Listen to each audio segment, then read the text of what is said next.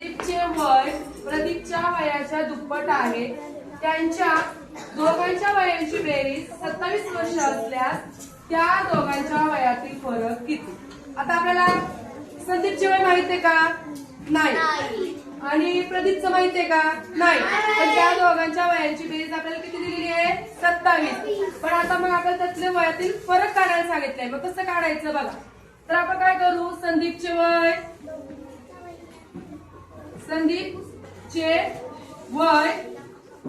अधिक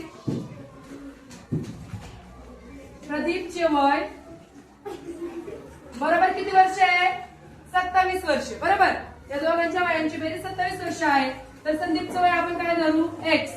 आणि त्याचे काय आहे? प्रदीपच्या वयाचे काय रे?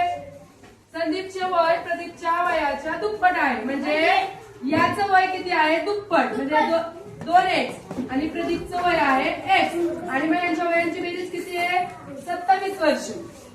मग आता आपण काढूया. 2x अधिक 1x 3x. 3x बरोबर 27. मग आता x कशाला इथं? गुणायला. x जागा ठेवू आपण. 27 भागिले 3. 3 1 3. 3 9 27. म्हणजे या प्रदीपचे वय किती आले? x बरोबर 9. म्हणजे एकाचं वय आलं 9. हे कोणाचं वय आले? प्रदीपचं. मग आता आपण संदीपचं वय काढूया. संदीपचं वय काढू आपण. किती आहे त्याचं? 2x. म्हणजे डबल. म्हणजे 2 गुणिले 9 बरोबर 18. मग आता त्यांनी काय विचारलं? त्यांच्या दोघांतील वयातील फरक किती? मग 18 वजा 9 बरोबर किती आले? 9.